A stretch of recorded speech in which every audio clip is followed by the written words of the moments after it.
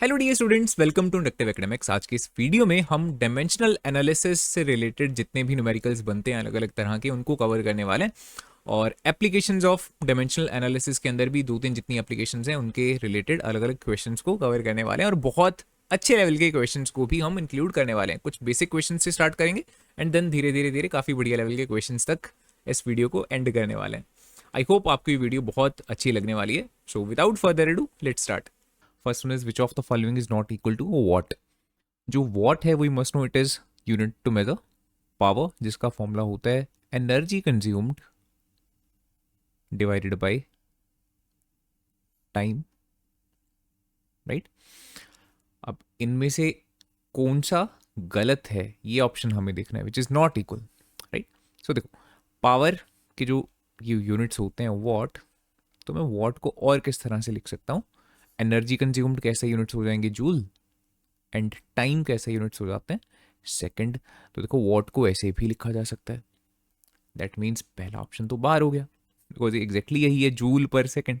जो नहीं लिखा जा सकता वो ऑप्शन हमें ढूंढना है, ठीक है। बाकी ऑप्शंस में आप देख रहे हो एम्पेयर, वोल्ट, ओहम वगैरह यूज करा गया। दैट मीन्स इलेक्ट्रिसिटी के सेंस में अब हमें ध्यान देना है। अब पावर के, इलेक्ट्रिसिटी में हमारे पास देखो बहुत सारे अलग अलग यूनिट्स बनते हैं। एक तो पावर को वी इंटू आई लिखा जाता है ना। तो यहां से अगर देखा जाए तो पावर तो वॉट ही रहेगा, बट उस वॉट को इलेक्ट्रिसिटी की सेंस में हम कैसे लिख सकते हैं, वोल्ट मल्टीप्लाई बाय करंट के यूनिट होते हैं एम्पेयर। सो वोल्ट इंटू एम्पेयर, सो बी ऑप्शन भी बाहर है। ऐसे तो लिख सकते हैं हम वोट को, ठीक है। इसके अलावा अगर मैं वी को आई आर सब्सटीट्यूट कर देता हूँ यहाँ पे यूजिंग द ओम्स लॉ, तो ये फॉर्मूला बन जाएगा आई का square into R, that means ampere का स्क्वायर, और साथ में रेजिस्टेंस उसके यूनिट्स होते हैं ohm, so ampere square into ohm. Option C भी बाहर है, ऐसे भी लिख सकते हैं वर्ड को। That means clearly option D is the right answer, ठीक है। पावर को आप इस तरह से नहीं लिख सकते। इसका मतलब क्या बन रहा है, एम्पेयर मतलब करंट, है ना, एंड अपॉन वोल्ट का मतलब है पोटेंशियल डिफरेंस। पावर को इस तरह से तो ऑब्वियसली नहीं लिखा जा सकता, ये गलत रिलेशन है। That's option D is the right answer. Second one, horse power is unit of, as the name suggests, power. It is like a trick question. कई बार हमें सुनने में लगता है कि इतना आसान तो ये नहीं होगा, और कुछ और हम टिक करके वहाँ पे आ जाते हैं। So we must know horse power is a unit of power. Next one is the dimensional formula for the Planck's constant.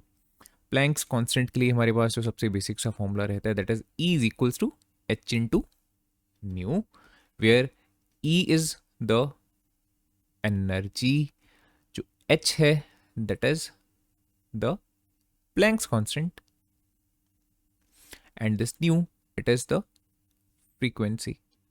तो यहां से हमें प्लैंक्स कांस्टेंट का डायमेंशनल फॉर्मूला बनाना है। सो एच को पहले लिख लेंगे, H is equals to E upon nu.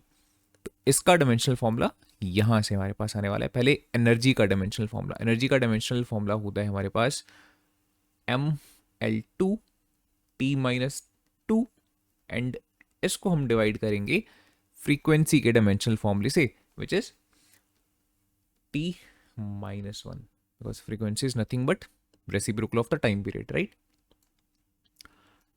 तो अगर अच्छा बाय द वे डायरेक्टली अगर याद ना हो एनर्जी का फॉर्मूला तो आप बना सकते हो खुद से किस तरह से, कोई भी फॉर्मूला यूज कर लो एनर्जी का। फॉर एग्जांपल काइनेटिक एनर्जी का फॉर्मूला लिख लेते हैं half M V square. For the half को इग्नोर करेंगे बिकॉज हमें जस्ट डायमेंशंस चाहिए, एंड हाफ के तो डायमेंशंस होते नहीं है, it is a dimensionless constant, ठीक है। अब देखो एनर्जी के जो डायमेंशंस है वो यहाँ से हमारे पास किस तरह से आ सकते हैं। Firstly we have mass, velocity के डायमेंशंस होते हैं एल टी माइनस वन, और उस चीज़ का स्क्वायर भी है, ठीक है। So overall M L two T raise to power minus two, ये डायमेंशन आपके बन जाएंगे। बट कुछ जनरल क्वांटिटीज हैं, अगर डायरेक्टली याद रखते हो तो बेटर है, काफ़ी टाइम आपका बचने वाला है।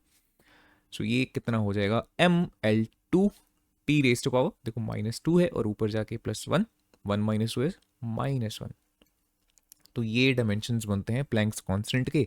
So option number A is the right answer. Next one is newton second, it is a unit of which quantity. तो चारों क्वांटिटीज हमें दे रखी हैं। ऐसा करते हैं पहले इनके डायमेंशन ही लिख लेते हैं ना। वेलोसिटी के डायमेंशन होते हैं L T minus one. Angular momentum का फॉर्मूला होता है mass into velocity into distance, right.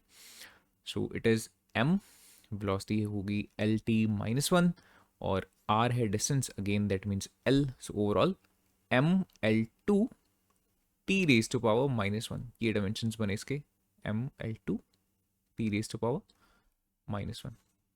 Next is momentum. जो लीनियर मोमेंटम रहता है उसका formula simple m into V होता है. सो ये बन जाएगा m and lt-1, m lt-1. Then we have energy, उसको तो अभी हमने यूज करा था पिछले क्वेश्चन में ही. So m l2 t raise to power -2. अब गौर करो न्यूटन सेकंड के ऊपर. न्यूटन सेकंड, न्यूटन का मतलब फोर्स, एंड टाइम जो सेकंड है इसका मतलब टाइम है. फोर्स के ऐसे यूनिट्स न्यूटन्स होते हैं, टाइम के ऐसे यूनिट्स सेकंड होते हैं. So make sense. अब गौर करते हैं इसके डायमेंशंस क्या बनेंगे. फोर्स के डायमेंशंस होते हैं M L T raise to power -2 multiplied by, यहाँ भी हमारे पास टाइम है. सो मल्टीप्लाई जब करेंगे तो आपके पास आएगा M L T raise to power -1. So option number C is the right answer. Newton second किस चीज़ का यूनिट बन जाने वाला है इनमें से, मोमेंटम के units. Next question is completely similar, ठीक है. इसी तरह का क्वेश्चन है जूल सेकंड. इस बार आपको बताने हैं इनमें से कौन सी क्वांटिटी के यूनिट्स हैं. खुद से ट्राई करो and do let me know the answer in the comment section. Next one is a suitable unit for the gravitational constant. तो इसके लिए हमारे पास फॉर्मूला रहता है F is equals to capital G, product of two masses, first mass second mass upon दोनों में कितना डिस्टेंस है उस चीज़ का स्क्वायर. तो यहाँ से अगर कैपिटल G की वैल्यू हमें निकालनी है ग्रेविटेशनल कांस्टेंट की, तो कितनी हो जाएगी, F into R square upon दोनों मासेस का प्रोडक्ट, है ना. अब यहाँ हमें इसके यूनिट्स चाहिए तो इन सभी के यूनिट्स को जस्ट कंबाइन करना पड़ेगा. देखो फोर्स के यूनिट्स होते हैं न्यूटन, राइट, नीचे लिख लेते हैं न्यूटन. डिस्टेंस का स्क्वायर है सो ये हो जाएगा मीटर का स्क्वायर, एंड नीचे मासेस को मल्टीप्लाई करा है, दो मासेस हैं सो दोनों किलोग्राम्स में होंगे, सो किलोग्राम का स्क्वायर हो जाएगा. That means right answer is newton metre square पर kilogram square. So option number C is the right answer. Next question is related to Young's modulus, जिसे कुछ बुक्स में y से लिख देते हैं, कुछ में e से भी लिख देते हैं. I use y. y is equals to stress divided by strain, ठीक है. अब आपको फॉर्मूला पता होना चाहिए. जस्ट यहाँ पे जो स्ट्रेस है that is restoring force per unit area, and जो ये स्ट्रेन है this is change in length divided by original length.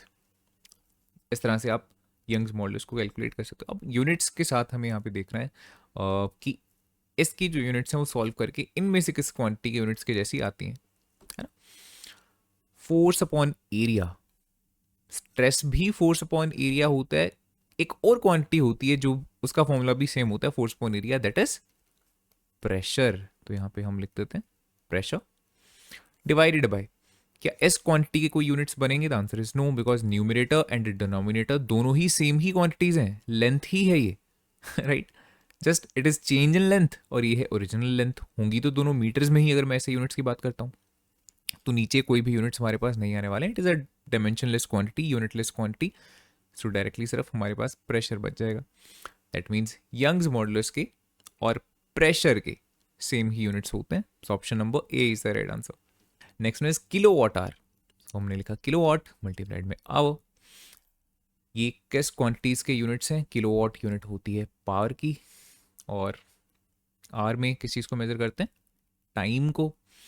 And power multiplied by time किस क्वांटिटी के इक्वल होता है, this is nothing but the energy. So option number A is the right answer. Next one, which of the following is not represented in the correct unit.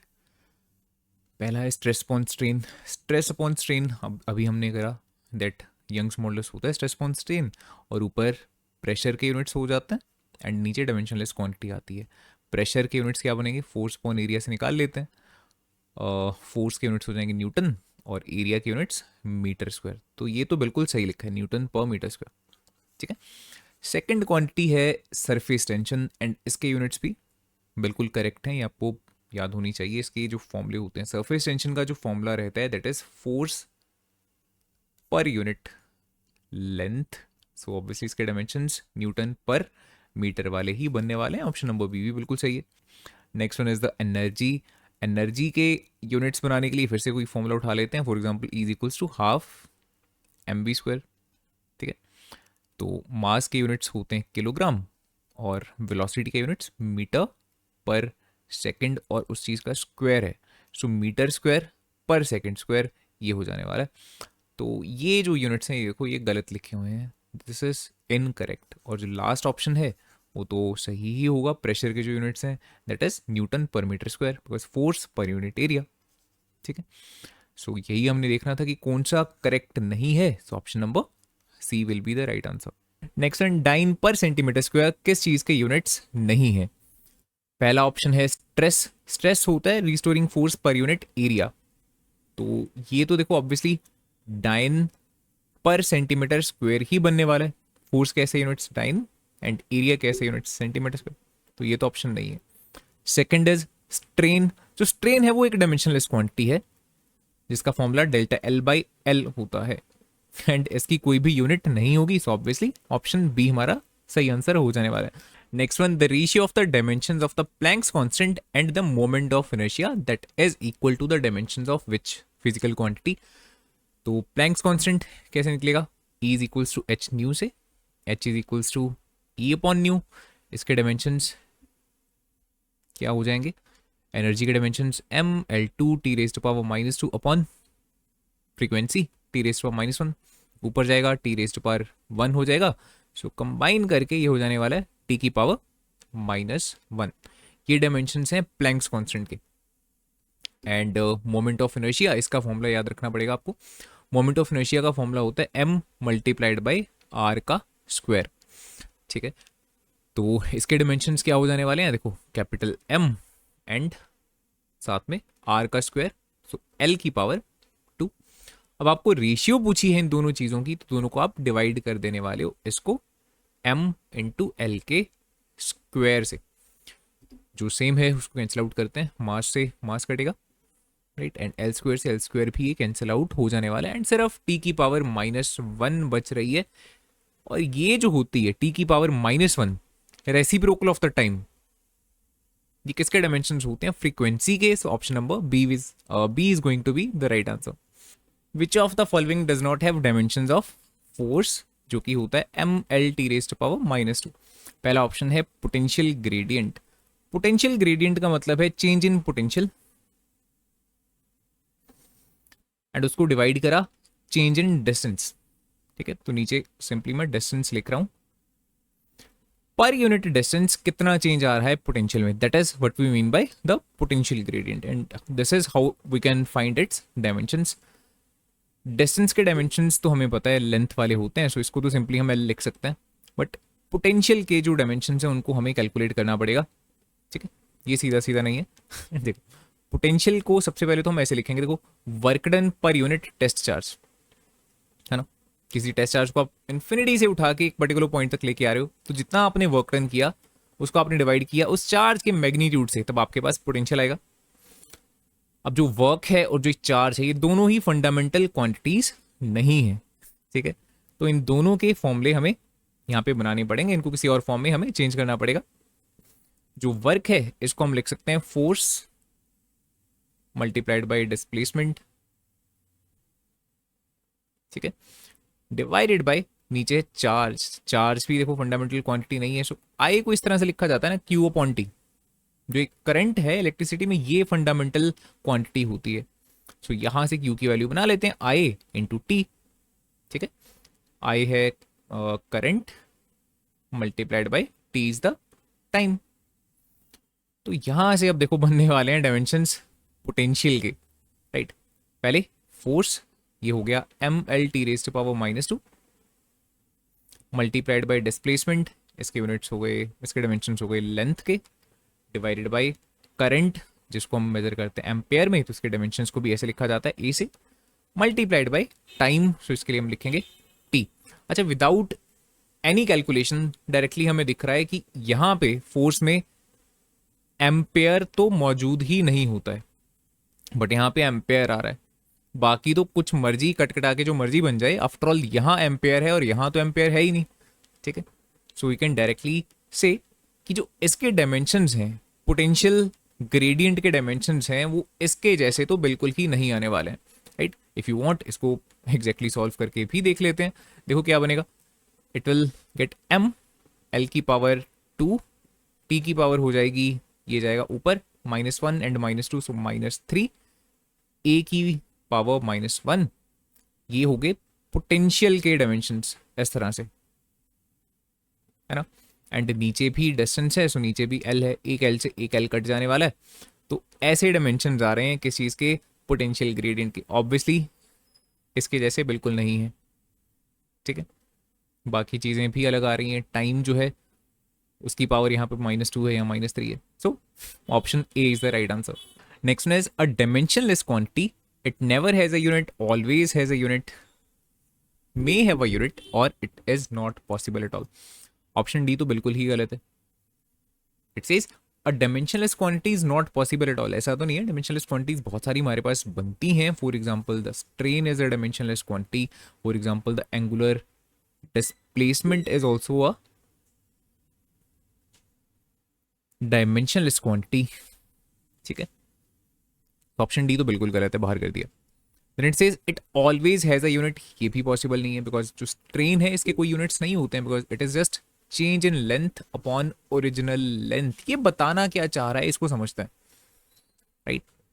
जो strain है वो सिर्फ ये बता रहा है कि एक्चुअल में ओरिजिनल लेंथ के कंपैरिजन में कितना चेंज आया लेंथ में, right. It is just telling us about a ratio. ये जस्ट एक रिलेटिव चेंज है। इसको अगर हम चाहें तो परसेंटेज में भी लिख सकते हैं, 100 से मल्टीप्लाई कर देते हैं, right? जो आंसर आएगा it will be just a pure number in the percentage, और उसमें कोई भी यूनिट्स नहीं होने वाली है। It does not make any kind of sense कि इसके साथ हम कुछ यूनिट्स लगाएं भी, ठीक है। सो जो स्ट्रेन है it is completely unitless, so always has a unit तो बिल्कुल गलत हो जाने वाला है। Now it says it never has a unit और it may have a unit. अब इसको देखते हैं, एंगुलर डिस्प्लेसमेंट, इसका फॉर्मूला क्या होता है। एंगुलर डिस्प्लेसमेंट पहले होता क्या, इसको देखते हैं। मान लो एक सर्कल है, इसमें किसी एस ए पोजिशन के ऊपर आप बैठे हो और यहां से चलते चलते चलते इस तरह से एस बी पोजिशन पे आ गए, राइट। पहले ए पे थे, फिर आप बी पे आए हो, तो सेंटर पे जितना एंगल ये आपने सबटेंड करा, that is this angular displacement. और इसका फॉर्मूला क्या होता है, दिस आर्क लेंथ, जो ये वाली आर्क है, इसको हमने डिवाइड किया बाय दिस रेडियस, ठीक है। आर्क को हमने रेडियस से डिवाइड कर दिया और हमारे पास ये एंगुलर डिस्प्लेसमेंट आ जाने वाला है। अब कहने को तो ऑब्वियसली ये भी देखा जाए तो दो लेंथ की रेशियो ही है। आर्क भी एक तरह से एक लेंथ ही तो है, जस्ट एक कर्व्ड लेंथ है, बट है तो ये लेंथ ही। सिमिलरली जो ये आर है, रेडियस है, कहने को तो ये भी एक लेंथ ही है, राइट। बट स्टिल इन दोनों को जब हम डिवाइड करेंगे, जो नंबर आएगा it will be dimensionless. Of course उसके डायमेंशंस बिल्कुल नहीं होंगे, बट स्टिल इसको एक हम यूनिट प्रोवाइड करते हैं। क्या यूनिट्स होते हैं एंगुलर डिस्प्लेसमेंट के, दे आर रेडियंस। अब ऐसा क्यों, इसमें भी तो दो लेंथ की रेशियो है, अब इसको कोई यूनिट देने की जरूरत क्यों पड़ गई, बिकॉज अब हमें चाहिए क्या। अब ये देखो इसका फिजिकल सिग्निफिकेंस क्या है। एंगुलर डिस्प्लेसमेंट हमें ये बताना चाहती है कि यहाँ पे कितना चेंज आया इस एंगल में, एंड उसको अगर मुझे मेजर करना है तो सिर्फ नंबर से मेरा काम थोड़ी चलेगा, राइट। ऐसा थोड़ी बोल सकते हैं कि सिर्फ टू का चेंज आया, 3 का चेंज आया, इसकी कोई सेंस ही नहीं है, राइट। 2 रेडियंस का चेंज आया, 2 डिग्रीज का चेंज आया, बहुत सारे अलग अलग इस तरह से यूनिट्स हो सकते हैं हमारे पास। एंड ऑब्वियसली 2 रेडियन का चेंज बहुत अलग चेंज होगा, 2 डिग्रीज का चेंज एक सेपरेट चीज हो जाने वाली है ना, दे आर नॉट इक्वल। तो हेंस हमें यूनिट को भी यहाँ पे मेजर करना मेंशन करना पड़ेगा, स्पेसिफाई करना पड़ेगा। दैट्स वाई यहाँ पे इसके यूनिट्स होते हैं। सो करेक्ट आंसर कौन सा हो जाने वाला है, it may have a unit. Dimensionless अगर क्वांटिटी है तो उसके यूनिट्स हो भी सकते हैं और कुछ केसेस में नहीं भी हो सकते। दोनों की एग्जांपल्स हमने देखी। Next one, unitless quantity. अब ये क्वेश्चन थोड़ा सा इससे डिफरेंट है। यहाँ पूछा था डायमेंशनलेस क्वांटिटी, यहाँ पे हम बोल रहे हैं यूनिटलेस क्वांटिटी। यूनिटलेस क्वांटिटीज की कुछ एग्जांपल पहले यहाँ पे लिखें। फॉर एग्जांपल ट्रेन बिल्कुल यूनिटलेस है। कोई कांस्टेंट नंबर लिख सकते हो, पाई, ये यूनिटलेस है। एक्सपोनेंशियल जो स्मॉल ई होता है ये भी यूनिटलेस है ना। तो ये कुछ क्वांटिटीज हैं जो क्या हैं, यूनिटलेस हैं, इनमें से किसी भी चीज की यूनिट्स नहीं है। तो यहां पे मैं एक चीज लिख रहा हूं जो आपको याद रखनी है, जो ध्यान रखना है बेसिकली, दैट अगर किसी क्वांटिटी के यूनिट्स हैं तो ऑब्वियसली उसके डायमेंशंस भी होने वाले हैं। It also have dimensions. लेकिन अगर वो क्वांटिटी यूनिटलेस है, अगर उसके यूनिट्स नहीं है, तो उसके डायमेंशंस नहीं होंगे, राइट। वो क्या होगी, it will also be dimensionless. ठीक है, ये तो देखो सीधा सीधा हिसाब है। यूनिट्स हैं तो डायमेंशंस भी होंगे, यूनिट्स नहीं है तो डायमेंशंस भी नहीं होंगे। इस पर्टिकुलर क्वेश्चन का तो ऑब्वियसली आंसर हमारा आ जाने वाला है ऑप्शन नंबर ए, है ना। यूनिटलेस क्वांटिटी के कोई भी डायमेंशंस नहीं होते हैं। It never has non zero dimensions. ठीक है ना। बट बात क्या है कि अगर उल्टा बोल रखा हो, जैसे इस पर्टिकुलर क्वेश्चन में था 13th में, तो वहां पे आपको थोड़ा सा ध्यान रखना है। लेट्स से अगर किसी क्वांटिटी के डायमेंशंस हैं, इट हैज डायमेंशंस, फिर तो ठीक है, it will also have units. But difference क्या आता है, अगर कोई क्वांटिटी डायमेंशनलेस है, फिर उसके जो यूनिट्स हैं वो हो भी सकते हैं और नहीं भी हो सकते। इट मे और मे नॉट हैव यूनिट्स।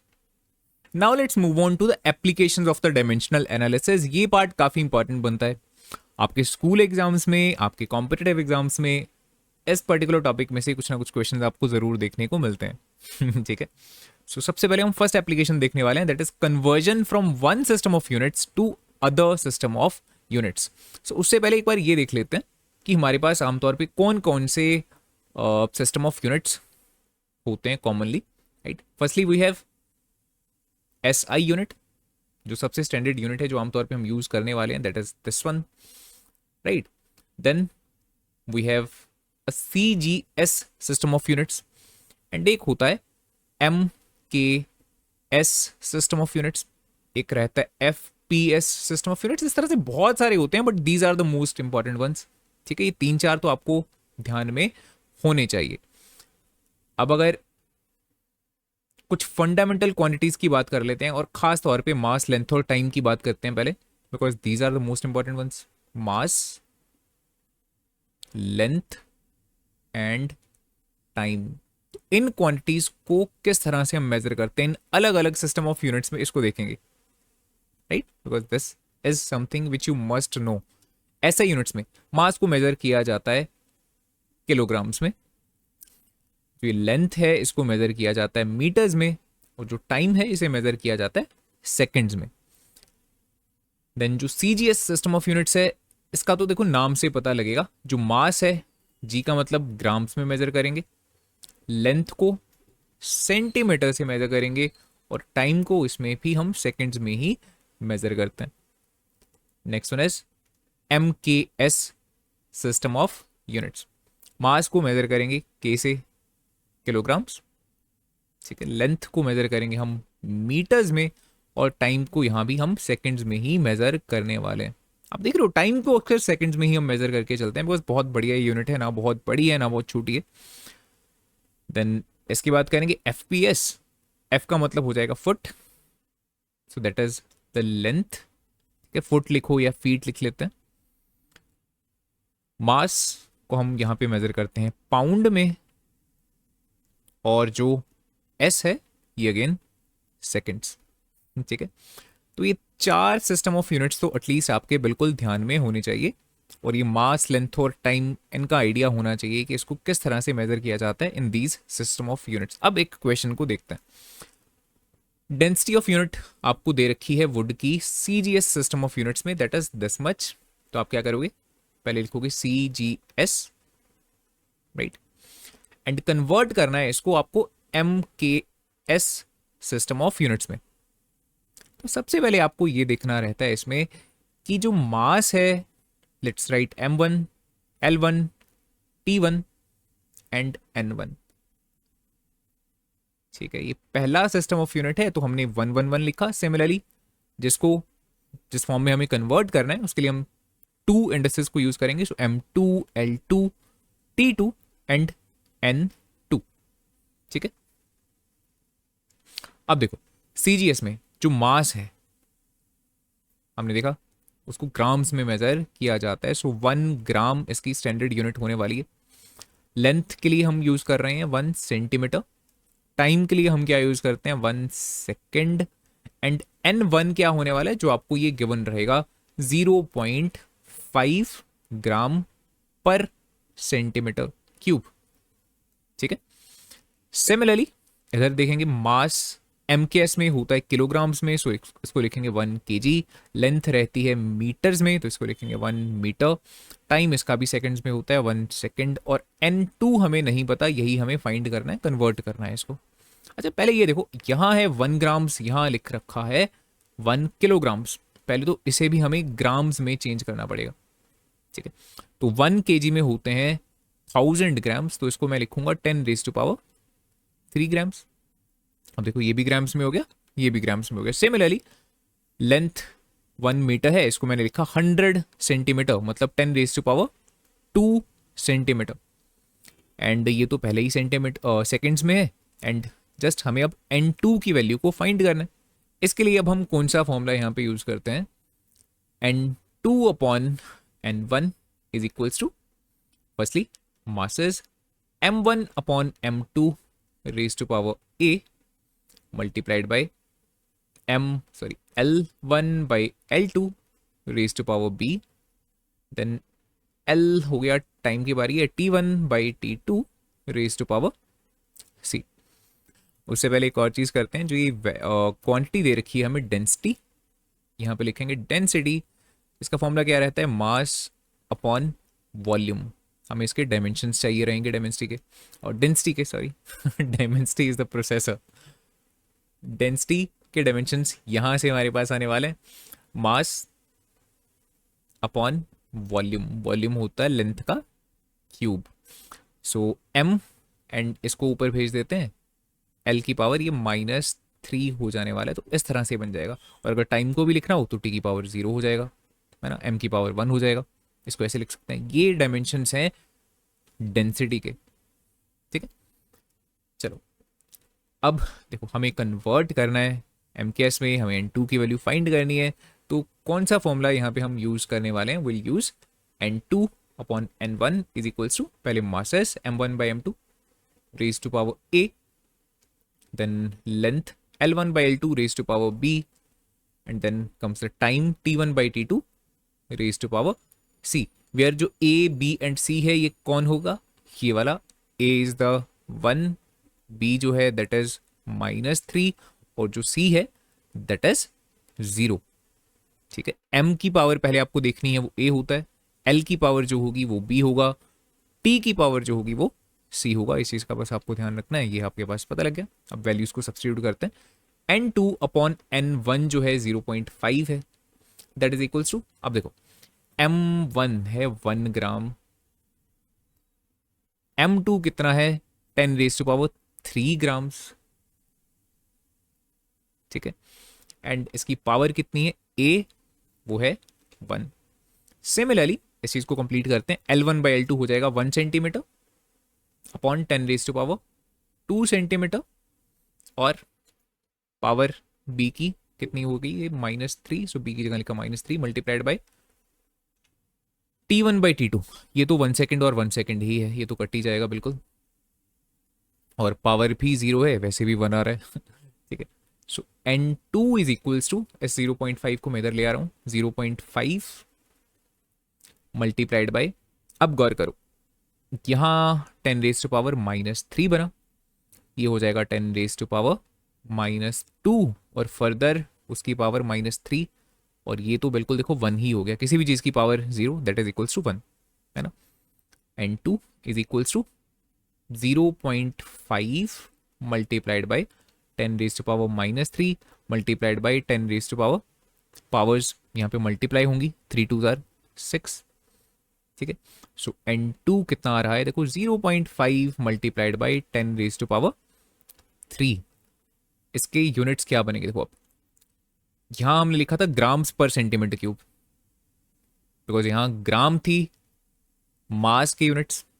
अब MKS में क्या होते हैं, किलोग्राम्स, तो हम इसको लिखेंगे kg पर सेंटीमीटर क्यूब या फिर मीटर क्यूब, मीटर क्यूब, यहाँ पे मीटर है, सो मीटर क्यूब। एंड इसको स्टैंडर्ड यूनिट में, स्टैंडर्ड फॉर्म में सॉरी कन्वर्ट कर लेते हैं, राइट, साइंटिफिक नोटेशन में, let's say. So 5 multiplied by 10⁻² kilograms per meter cube, this is going to be our answer, ठीक है। ऑप्शंस आपको दे रखे हैं बाय द वे, अच्छा दे रखे हैं। सो 5 × 10⁻² है, सो इसको मैं 500 भी लिख सकता हूँ, 500 kg पर मीटर क्यूब, ठीक है, तो 500 ऑप्शन हो जाएगा। डायरेक्टली मैंने स्टैंडर्ड नोटेशन में, जो ये साइंटिफिक नोटेशन है, इसमें कन्वर्ट किया, बिकॉज यूजली हम इसको इसी फॉर्म में लिखना प्रेफर करते हैं, बट अगर ऑप्शंस आपको इस तरह से दे रखे हैं, so obviously we have to select from this. अब यहाँ पे सरफेस टेंशन है। सरफेस टेंशन का फॉर्मूला होता है फोर्स अपॉन लेंथ। डायमेंशंस पहले ही निकाल लेते हैं, ABC निकाल के सेपरेटली यहाँ पे लिख लेंगे। तो फोर्स के जो डायमेंशंस होते हैं वो होते हैं mLT⁻², और नीचे भी लेंथ है, सो यहाँ लेंथ से लेंथ कट जाएगी। डायमेंशंस क्या बच रहे हैं, m L⁻0 and T⁻²। These are the dimensions of the surface tension, and A की वैल्यू 1, B की वैल्यू 0 एंड C की वैल्यू -2, बिकॉज इसकी हमें ज़रूरत पड़ने वाली है लेटर ऑन। चलो अब हमने लिखा, ये CGS में गिवन है हमें, CGS है ना, MKS में हमें कन्वर्ट करना है, फिर से वैसा ही है। सो M1 L1 T1 और N1 M2 L2 T2 और N2, बिल्कुल ये तो वैसा ही सारा आने वाला है, तो मैं इसको जल्दी से कंप्लीट कर देता हूँ। Mass that is 1 gram, length है 1 सेंटीमीटर, टाइम है 1 सेकेंड, वैल्यू जो हमें गिवन है that is 70 dine per centimetre. Similarly इसको भी जल्दी से लिख लेते हैं, M2 that will be 1 kilogram, पहले इसको कन्वर्ट कर लेता हूँ, 10⁻³ ग्राम्स हो जाएगा, बिकॉज मुझे इस तरह का ये चाहिए, ठीक है। तो थोड़ा सा मैं शॉर्टकट यूज़ कर रहा हूँ, अगर कंफ्यूजन हो तो बिल्कुल आप पिछले क्वेश्चन में जाके देख सकते हो, ठीक है। वैसे ही लेंथ हो जाएगी यहाँ पे 1 metre, so 100 centimetre, 10⁻² centimetre, and time तो 1 सेकेंड ही है यहाँ पे भी, ठीक है। और N2 हमें फाइंड करना है, सेम फॉर्मूला हमने लिखा, N2/N1, N1 को भी पहले ही ले जाते हैं, N2 is equals to N1, यहाँ लिखेंगे M1/M2 इसकी पावर A, L1/L2 इसकी power B, multiplied by T1/T2 और raise to power C। So N2 is equals to N1 जो है 70 multiplied by 1 gram upon 10⁻³ grams raise to power 1। L1/L2 कितना हो जाएगा, 1 centimetre upon 10⁻² centimetre raise to power B की value जो है that is 0। T1/T2 ये तो 1 सेकेंड और 1 सेकेंड ही है, एंड उसकी पावर -2। चलो N2 is equals to 70 multiplied by 10⁻³ ऊपर जाएगा ये। इसकी पावर देखो 0 है यहाँ पे, सो किसी भी चीज़ की पावर 0, डायरेक्टली इसको 1 लिख सकते हैं, कैलकुलेट करने के अंदर कोई ज़रूरत नहीं है। एंड यहाँ पे भी 1 को 1 से डिवाइड करेंगे तो 1 आएगा, एंड 1 की जितनी मर्जी पावर कर लो, राइट, वो 1 के ही इक्वल होने वाली है। तो इसको सॉल्व करके आपका रिजल्ट आ रहा है 70 मल्टीप्लाइड बाई 10⁻⁻3, और ये सरफेस टेंशन है, सो फोर्स अपॉन लेंथ, तो ये हो जाएगा MKS सिस्टम है, न्यूटन्स पर मीटर। ऑप्शंस में भी हमें यूनिट्स तो दे ही रखे हैं, तो सोचने की जरूरत भी नहीं है, एंड इसको साइंटिफिक फॉर्म में जस्ट कन्वर्ट हमें करना पड़ेगा। सो ये हो जाएगा 7 × 10⁻⁻² Newton's per metre. I hope इसमें आपको कोई डाउट ना हो, साइंटिफिक नोटेशन में किस तरह से कन्वर्ट किया जाता है, right. 7 × 10⁻⁻³ -2 newtons per metre. Option number D will be the right answer. Still अगर किसी स्टूडेंट को डाउट है, डू लेट मी नो, अलग से उसके ऊपर वीडियो आपको मिल जाने वाली है इस चैनल के ऊपर। अब ये जो क्वेश्चन है ये थोड़ा सा अनोखा है, दो रीजंस की वजह से। पहला तो इसमें क्वांटिटी नहीं दे रखी, जैसे मान लो यहाँ पे दिखा होता था डेंसिटी, यहाँ गिवन था सरफेस टेंशन, यहाँ कुछ नहीं गिवन है ठीक है, डायरेक्टली बस वैल्यू दे रखी है 50 जूल पर मिनट। सेकेंडली इसमें बोल रखा था कि एमकेएस में कन्वर्ट करो, इसमें ऐसे नहीं बोला, इसमें बोला एक ऐसे सिस्टम में कन्वर्ट करो जिसके जो बेस यूनिट्स हैं वो ये हैं। ठीक है, तो इन दो रीजंस की वजह से थोड़ा सा ये दिखने में डिफरेंट क्वेश्चन है, बट बिल्कुल वैसे ही होने वाला है, कोई खास देखा जाए तो मेजर डिफरेंस तो नहीं है एटलीस्ट। ठीक है, फर्स्टली डायमेंशंस देखते हैं इस क्वांटिटी के कैसे होने वाले हैं। 50 जूल पर मिनट, जूल पर मिनट अगर ये है तो इसका मतलब किस तरह की क्वांटिटी है, पहले आइडिया लगा लेते हैं। जूल में किस चीज़ को हम मेजर करते हैं, एनर्जी को या फिर वर्क को, और मिनट है दैट मीन्स टाइम है। तो ये कोई ऐसी क्वांटिटी है जिसका फॉर्मूला कुछ इस तरह का है, वर्क बाय टाइम, या जिसके डायमेंशन ऐसे हैं वर्क बाय टाइम वाले। फॉर एग्जाम्पल पावर, है ना। अब इस क्वेश्चन में या तो डायरेक्टली पावर दे रखा होता, अगर नहीं भी दे रखा तो हमने यहां से पता लगा लिया कि पावर की ही यहाँ पे बात की हुई है, या अगर कोई और क्वांटिटी भी है तो ऐसी ही है जिसके डायमेंशंस पावर वाले हैं, हमें तो जस्ट डायमेंशन से मतलब है यहाँ पे। तो यहां से इसके डायमेंशंस को हम फाइंड कर लेते हैं। वर्क के डायमेंशंस फोर्स इंटू डिस्प्लेसमेंट से आएंगे, टाइम के डायमेंशंस तो टी वाले होते ही हैं, फोर्स के डायमेंशंस क्या होते हैं एम एल टी -2, और जो डिस्प्लेसमेंट है इसके डायमेंशंस एल। तो यहां से आपके जो डायमेंशंस हैं देखो कितने हो जाने वाले हैं, एम एल की पावर 2 और टी की power -3। These are the dimensions of the power. तो ये हमें पता लग गया। अब यहाँ पे लिख लेते हैं ए की वैल्यू कितनी है 1, बी की वैल्यू कितनी है 2, और टी की वैल्यू है हमारी -3। इसको यूज करेंगे बाद में। चलो अब देखते हैं। फर्स्टली ये कौन सा सिस्टम ऑफ यूनिट्स हमें दे रखा है, जूल पर मिनट यहाँ पे लिखा हुआ है। अब जो जूल है वो तो ऐसा यूनिट्स में ही होता है, हमें पता है। मिनट ऐसा यूनिट में नहीं होता, बट इसको कन्वर्ट किया जा सकता है, सो कोई इसका प्रॉब्लम नहीं है। यहाँ पे हम एसआई यूनिट ही लिखने वाले हैं, एसआई सिस्टम। और ये तो अलग सा ही है, ये सीजीएस भी नहीं है, देखो सी जी बट एस ना दे के हमें यहाँ पे मिनट दे रखा है, तो यहाँ पे तो सिंपली हमें न्यू सिस्टम ऑफ यूनिट ही लिखना पड़ेगा, न्यू सिस्टम ऐसे लिख लेते हैं, राइट। सो M1 L1 T1 N1 M2 L2 T2 N2। सबसे पहले तो जो ये बेस यूनिट्स हैं इनको लिखते हैं। एसआई में मास होता है 1 kg, लेंथ के बेस यूनिट्स 1 मीटर, टाइम के base units 1 second. Similarly new system में आपको दे रखे हैं ये वाले यूज करोगे। मास के हैं 100 ग्राम, ठीक है। लेंथ के लिए आपको दे रखा है 100 सेंटीमीटर, और टाइम के लिए आपको दे रखा है 1 मिनट। अब बारी आती है इनकी। अब एसआई में 50 जूल पर मिनट में इसको ऐसे नहीं लिख के चल सकता, अगर मैं ऐसे लिखूंगा फिर ये गड़बड़ हो जाएगा, बिकॉज टाइम यहाँ पे मैं लिख रहा हूँ सेकंड्स में होता है और यहाँ पे मिनट्स में लेके चलूंगा दैट इज ऑब्वियसली इनकरेक्ट। तो हम क्या करने वाले हैं, देखो 50 जूल पर मिनट है, तो मैं थोड़ा सा इसको ऐसे लिख लूँ 50 जूल डिवाइडेड बाय 1 मिनट।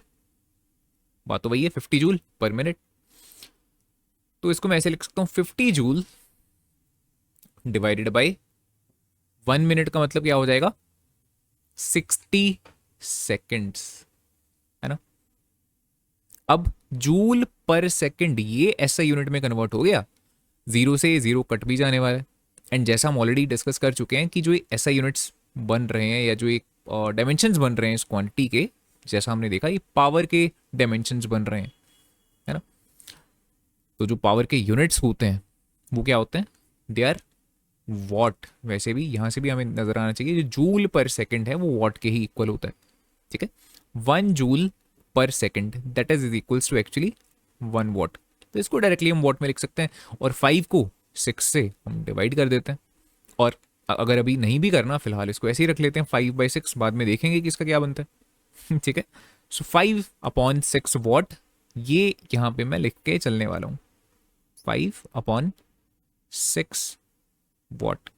अभी ऐसा यूनिट में कन्वर्ट हो गया, और N2 हमें यहाँ पे फाइंड करना है using the same formula. We get N2 is equals to N1 जो है 5/6 मल्टीप्लाइड बाई, इसको कन्वर्ट कर लें, है ना, ये है 1 kg, इसको लिख लेते हैं 10⁻³ देखो आप किसी भी चीज़ को कन्वर्ट कर सकते हो, इसको चाहे कन्वर्ट करके इसमें ले आओ, चाहे इस चीज़ को कन्वर्ट करके उस तरह का बना लो, जो आपको आसान लगे। ठीक है, यहाँ पे इसको कन्वर्ट करना आसान है, बिकॉज अगर 100 ग्राम्स को मैं केजी में कन्वर्ट करूंगा तो आपका आंसर डेसिमल में कहीं ना कहीं पे आएगा, 100/1000 हो जाएगा ना, 1/10। तो वो मैं करना नहीं चाह रहा। सिमिलरली यहाँ पे 1 मीटर को मैं 100 सेंटीमीटर कर लेता हूँ, 10⁻² सेंटीमीटर। और यहाँ टाइम के लिए मैं यहाँ पे कन्वर्ट करूँगा, 1 मिनट है तो ये 60 सेकेंड्स हो जाने वाला है। ठीक है, तो ऐसा भी आप कर सकते हो। कहीं पे देखो मैंने यहाँ कन्वर्जन करी है और कहीं यहाँ पे हमने कन्वर्जन करी है, राइट। अब हम वैल्यूज़ को बहुत केयरफुली यहाँ पे पुट करेंगे। m1/m2 ये हो जाएगा 10⁻³ divided by 10⁻², a that is 1 multiplied by L1/L2 ये होगा 10⁻² बाई 10⁻², दोनों ही 100 ही है ना, 10⁻², 10⁻², और b की पावर है, जो b की वैल्यू है that is also 2 multiplied by T1 T2। T1 है 1 सेकेंड, T2 है 60 सेकेंड्स, और c की वैल्यू आपको दे रखी है -3।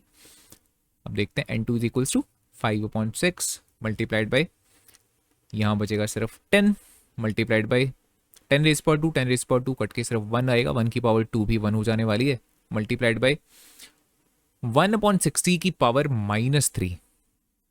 तो इसका मतलब है 60 की पावर 3 है ना।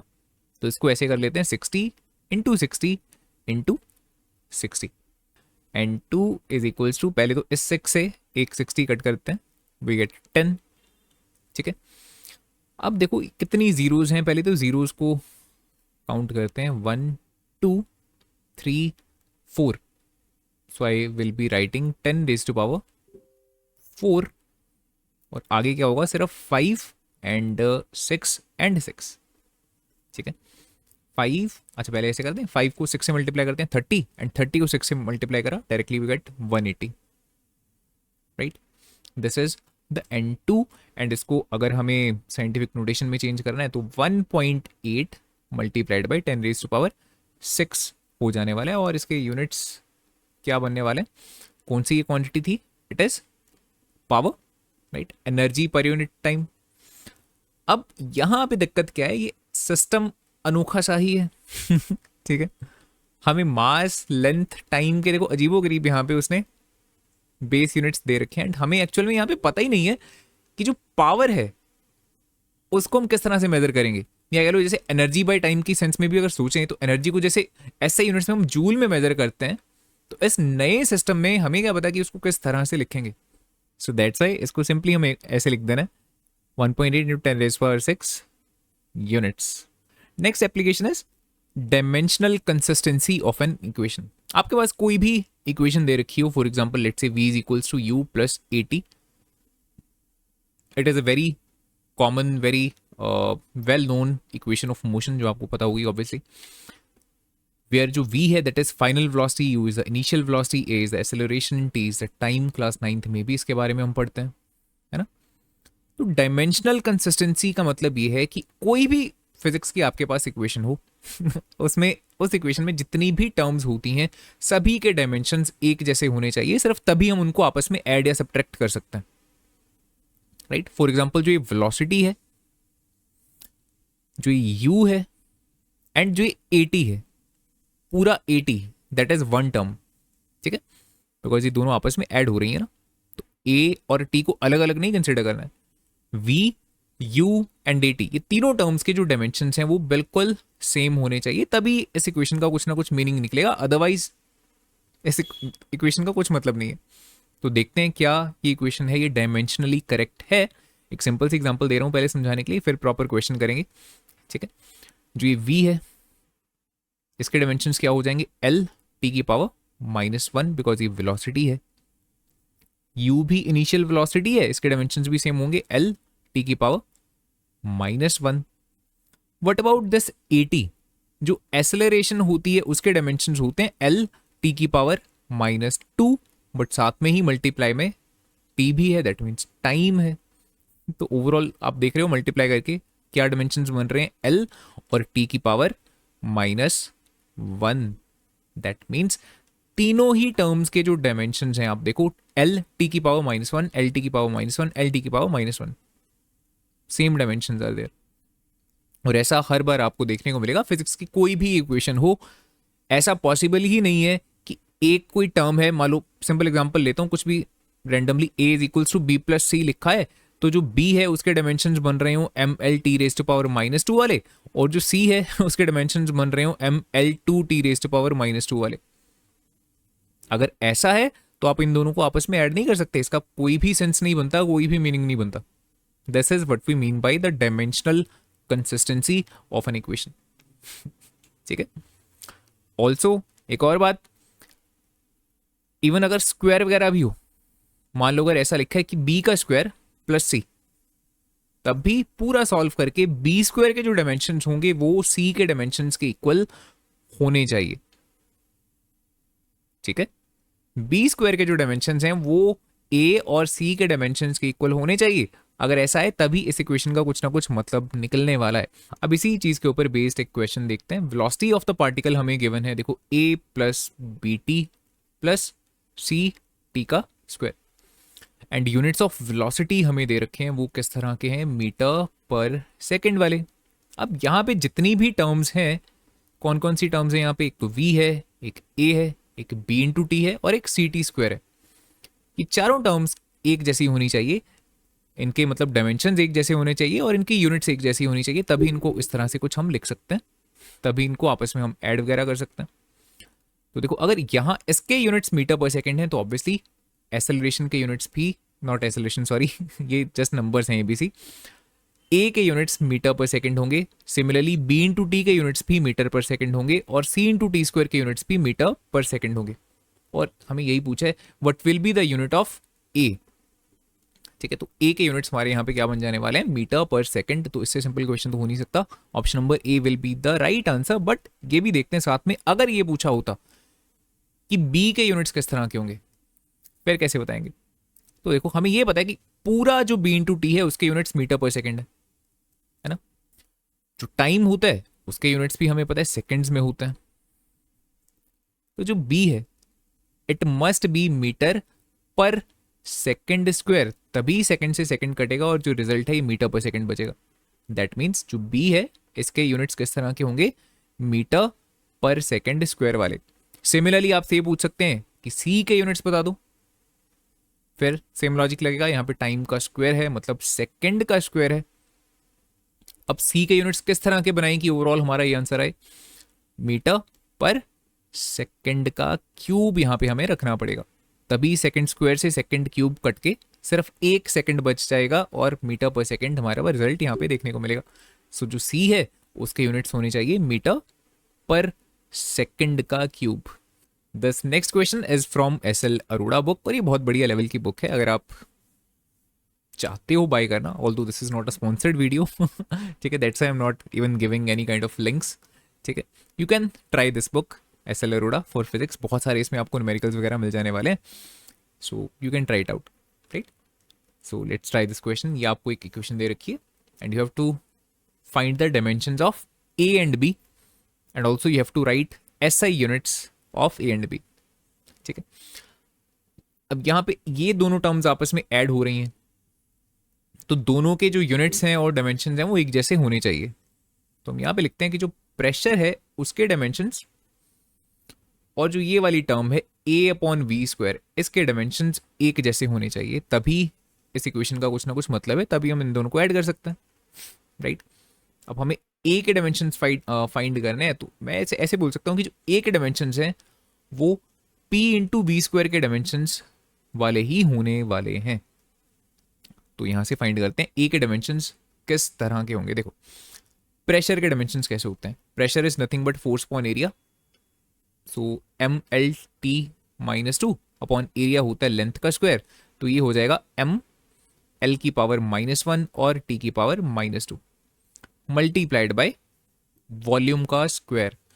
Volume is nothing but metre cube, उसका स्क्वायर करेंगे तो मीटर की पावर 6 होगी, मतलब लेंथ की पावर बेसिकली 6 हो जाने वाली है। अब 6 में से 1 माइनस कर देते हैं, सो एल की पावर बच जाने वाली है 5, है ना। तो ये डायमेंशन देखो आपके हो जाएंगे ए क्वांटिटी के, एम एल की पावर 5 टी की power -2 sorry. What about this B, वैसे ही हम यहाँ पे देखेंगे दोनों टर्म्स आपस में यहाँ पे हम माइनस कर रहे हैं, सब्ट्रैक्शन चल रही है, तभी पॉसिबल है जब दोनों के डायमेंशंस और दोनों के यूनिट्स एक जैसे हों। तो जो डायमेंशंस बी के हैं वही डायमेंशंस वी के होंगे। सो बी के डायमेंशंस वॉल्यूम वाले हैं, दैट मीन्स लेंथ के क्यूब वाले। These are the dimensions of B. तो ये हमें दोनों क्वांटिटीज के जो डायमेंशंस हैं वो पता लग गए। अब साथ में हमें यूनिट्स पूछी हैं, ऐसा यूनिट्स क्या होने वाली हैं। तो बी है उसके यूनिट्स लेंथ क्यूब के हैं, तो ये तो हमें डायरेक्टली दिख रहा है कि ये मीटर क्यूब हो जाएगा। अलग यहां लिख लेते हैं, ऐसा units of B that is metre cube, and ऐसा यूनिट्स ऑफ ए ये कैसे होंगे, देखो यहीं से बनाते हैं। मास है तो किलोग्राम, लेंथ की पावर 5 है, ऐसा यूनिट्स में लेंथ क्या होती है मीटर, तो मीटर की पावर 5, एंड टाइम होता है सेकंड्स में, सो सेकंड के ऊपर -2 लिख देंगे। तो these are going to be the SI units of A and B. अगला क्वेश्चन, यहां पे टाइम को दे रखा है, ये वो टाइम है जो एक फ्रीली फॉलिंग बॉडी लेती है ग्राउंड पर पहुंचने के लिए under the action of the gravity. तो आपको चेक करना है the dimensional consistency of the equation, क्या ये इक्वेशन डायमेंशनली करेक्ट है या फिर नहीं। देखो टाइम के डायमेंशंस क्या हो जाएंगे, कैपिटल टी। अब अगर इस टर्म के डायमेंशंस भी ऐसे आ गए फिर हम लिखेंगे yes this equation is dimensionally correct, अगर नहीं आए तो इनकरेक्ट। ठीक है, लेट्स सी 2s अपॉन जी। ठीक है, तो इस चीज का है ये स्क्वायर रूट। अब देखते हैं क्या डायमेंशंस होने वाले हैं एस के। अच्छा 2 को तो फिलहाल इग्नोर ही कर देते हैं ना, it is just a constant, dimensions भी नहीं है इसके। एस जो है वो लेंथ है तो इसको मैं लिखूंगा एल अपॉन जी है एक्सेलरेशन ड्यू टू ग्रेविटी, तो इसके डायमेंशंस होते हैं L T raise to power -2 वाले, एल से एल कटेगा, ये बचा स्क्वायर रूट ऑफ टी की पावर 2, -2 था ये ऊपर जाके पॉजिटिव हो जाने वाला है। टी की power 2 multiplied by square root का मतलब होता है पावर हाफ, 2 से 2 फिर कटा, और डायमेंशन सिर्फ देखो टी वाले ही आ रहे हैं। सो यस दोनों टर्म्स के डायमेंशंस बिल्कुल सेम है। सो हम क्लास में क्या लिख सकते हैं, yes this equation is dimensionally correct. Third application बनती है to derive the relation between the physical quantities. For example आपको दे रखा है the escape velocity v of a body.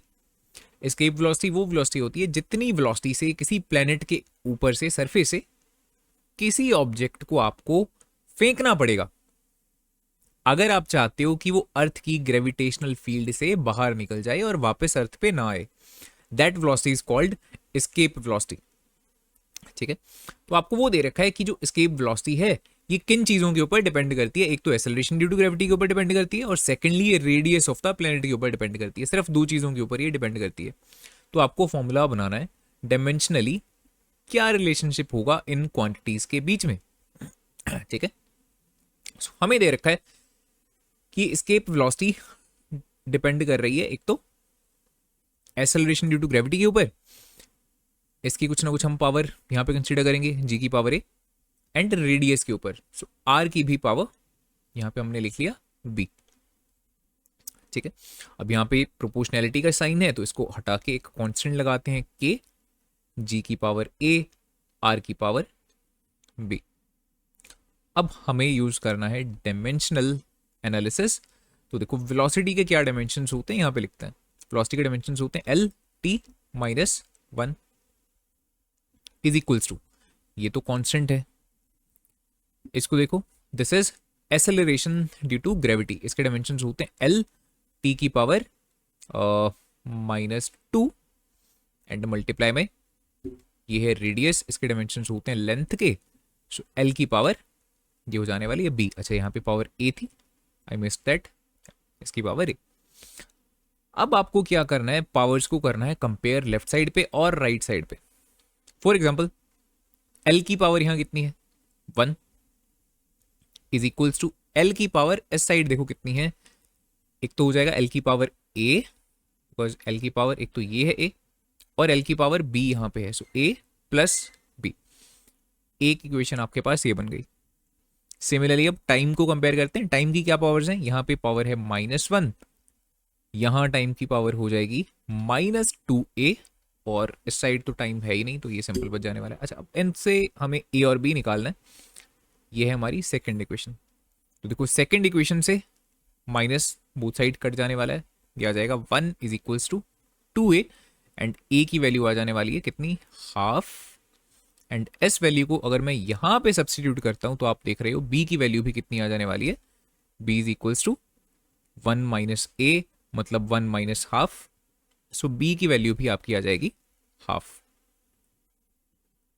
Right. सो हमें पता लग गया a भी हाफ है, b भी हाफ है, तो दोनों की वैल्यूज को अब हम यहाँ पे सब्सटीट्यूट कर देते हैं। So v is equals to g, sorry k, g की पावर हाफ, एंड साथ में r की पावर भी half.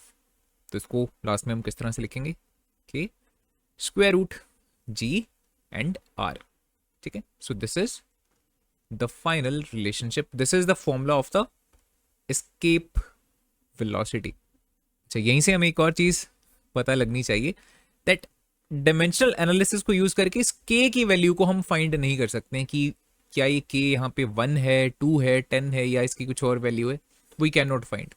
This is one limitation of the dimensional analysis, कि ये तो बता सकता है कि रिलेशन कुछ इस तरह का होगा, ये क्वांटिटी इस तरह से g और r के ऊपर डिपेंड करेगी, बट k की वैल्यू को ये नहीं बता पाता है।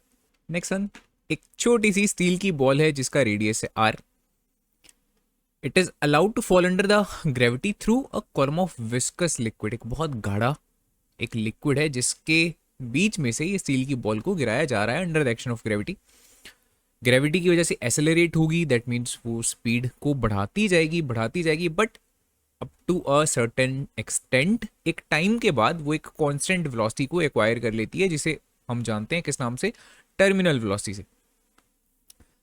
मेन थिंग इज दिस कि जो ये टर्मिनल वेलोसिटी आई है, ये डिपेंड करती है इन 2-3 चीजों के ऊपर। पहला, weight of the body, weight of the ball, then coefficient of the viscosity of the liquid, ठीक है, that is this eta, and the radius of the ball, that is are.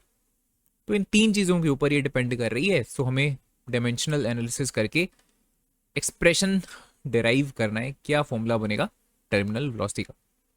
सो हम लिखेंगे this terminal velocity, it depends on the weight, so m into g, इस चीज की power हो जाने वाली है a, then coefficient of viscosity eta, इस चीज की पावर हो जाने वाली है b, देन रेडियस, इस चीज की पावर सपोज कर लेते हैं c।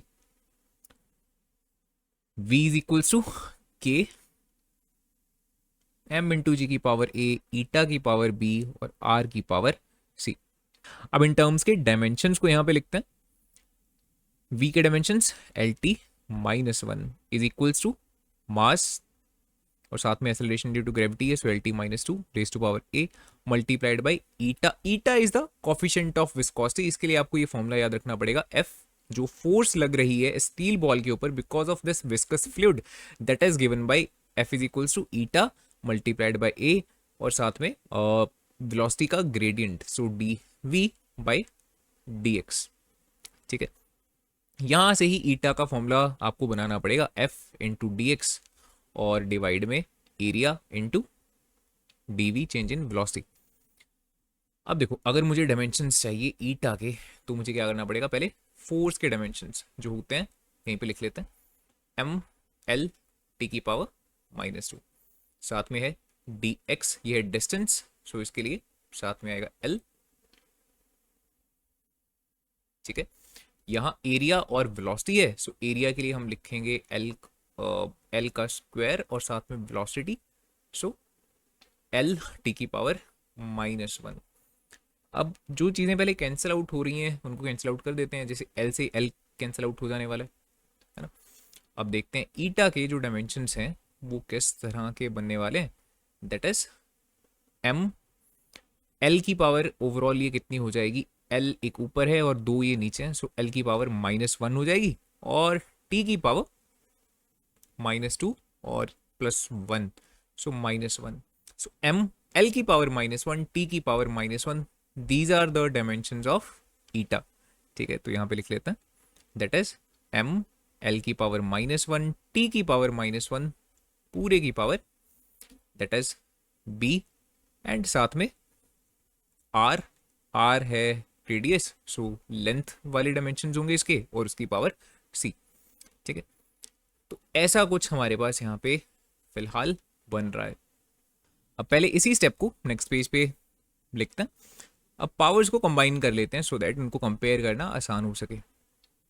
पहले m की पावर्स देखो कितनी है. m की पावर a, यहाँ है m की power b, so plus b, और यहाँ m की पावर कोई भी नहीं है. l की पावर यहाँ है a, l की पावर यहाँ हो जाएगी -b, और यहाँ l की पावर है +c. देन टाइम यहाँ हो जाएगा -2a, टाइम यहाँ पे हो जाएगा -b, और टाइम यहाँ पे नहीं है, सो इस तरह से. अब इसको करते हैं कंपेयर. मास है नहीं, मास की पावर 0, लेंथ की पावर 1 है, सो मास की पावर को पहले कंपेयर करते हैं. देखो 0 is equals to a plus b. Length की पावर्स के लिए 1 is equals to a minus b plus c, और टाइम की पावर्स के लिए -1 इज इक्वल्स टू -2a और -b. ठीक है, चलो. अच्छा, यहाँ पे माइनस बहुत सारे दिख रहे हैं, वो अच्छे नहीं लग रहे. ऐसा करते हैं माइनस कॉमन लेते हैं. देखो -1 is equals to 2a plus b, और -a माइनस कट जाने वाला है, तो इसको सिंपली ऐसे ही लिख लेते हैं ना. 1 is equals to 2a plus b. Now these are our 3 equations. This is equation number 1, this is equation number 2, this is equation number 3. अब यहाँ पे पहुंचने के बाद इट डिपेंड्स कि आप एलिमिनेशन मेथड को यूज करना चाहते हो या फिर सब्स्टिट्यूशन मेथड को यूज करना चाहते हो. ठीक है, लेट्स से हम एलिमिनेशन मेथड को यूज करते हैं फर्स्ट एंड थर्ड इक्वेशन के लिए. देखो जरा, a plus B is equals to 0 और 2a plus B is equals to 1. मैंने सब्ट्रैक्ट करा इन दोनों इक्वेशंस को एंड आई गेट -a, ये कट जाएगा, दैट इज इक्वल्स टू -1. तो यहां से मेरे पास पहले a की वैल्यू आ गई 1. ठीक है, अब इस a की वैल्यू को हमने सब्स्टिट्यूट कर दिया इक्वेशन नंबर 1 में, और वहां से जो b की वैल्यू है वो भी आपकी कितनी आ जाएगी -1. एंड अब इन दोनों वैल्यूज को यहाँ पे सब्स्टिट्यूट करते हैं. 1 is equals to 1 minus b जो खुद भी -1 है, और plus c. 1 is equals to 1 plus 1 plus c. 1 is equals to 2 plus c, and c की वैल्यू कितनी आएगी 1 minus 2, so c is equals to -1, so c आ गया -1. इसको भी हमने यहाँ पे लिख लिया. अब इन वैल्यूज को सब्स्टिट्यूट कर देते हैं. ठीक है, to get a final result इस इक्वेशन में पहले लिखते हैं v is equals to k, m g की पावर थी a, ईटा की पावर थी b, और r की पावर थी c. सो फाइनल हमारा जो रिजल्ट है वो देखो क्या बना. v is equals to m g की पावर 1, ईटा की पावर -1. एम जी की पावर 1 को तो सीधा ऐसे लिख देते हैं, है ना, पावर 1 ही है बिकॉज उसकी. और r की पावर कितनी है, दैट इज -1. -1 का मतलब क्या होता है, रेसिप्रोकल, तो इसको डिनोमिनेटर में ही ले जाते हैं. सो एम जी अपॉन ईटा और r, तो ये हमारा रिलेशनशिप बन जाने वाला है टर्मिनल वेलोसिटी के लिए. बट यस, डू रिमेंबर यहाँ पे एक कांस्टेंट भी प्रेजेंट है जिसकी वैल्यू हम डायमेंशनल एनालिसिस से फाइंड नहीं कर पाएंगे.